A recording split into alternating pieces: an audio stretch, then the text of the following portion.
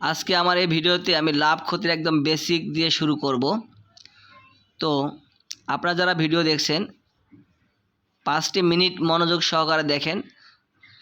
যে কোনো চাকরির পরীক্ষায় এই লাভ ক্ষতি থেকে কমপক্ষে একটি অঙ্ক আপনি কমন পাবেন। তো আমাদের বেসিক জানা থাকলে আমাদের এই লাভ ক্ষতি অঙ্ক করতে কিন্তু খুবই সহজ হয়ে যাবে।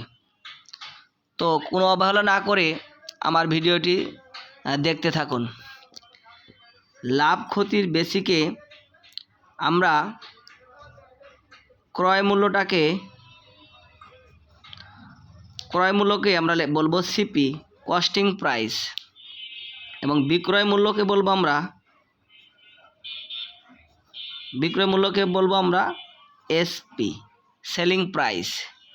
তবে মনে রাখতে হবে, যদি SP is greater than CP, অর্থাৎ বিক্রয় মূল্য যদি ক্রয় মূল্য থেকে বেশি হয় তাহলে হবে লাভ।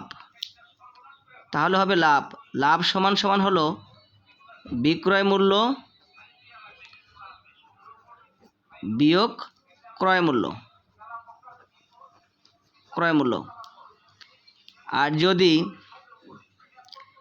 এসপি লেস দেন সিপি, অর্থাৎ যদি ক্রয় মূল্য বেশি হয় বা বড় হয় তাহলে হবে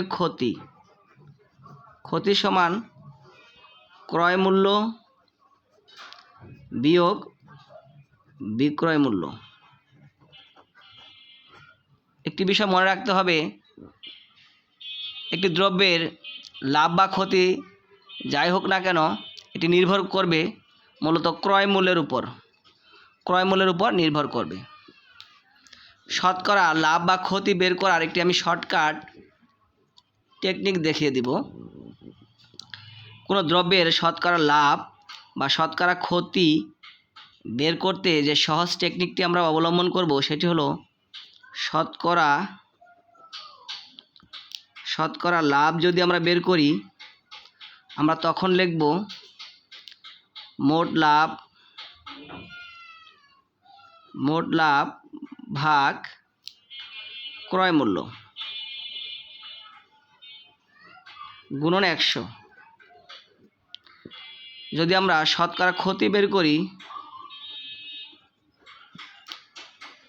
করি তাহলে লিখব মোট ক্ষতি ভাগ ক্রয় মূল্য গুণন 100। ধন্যবাদ।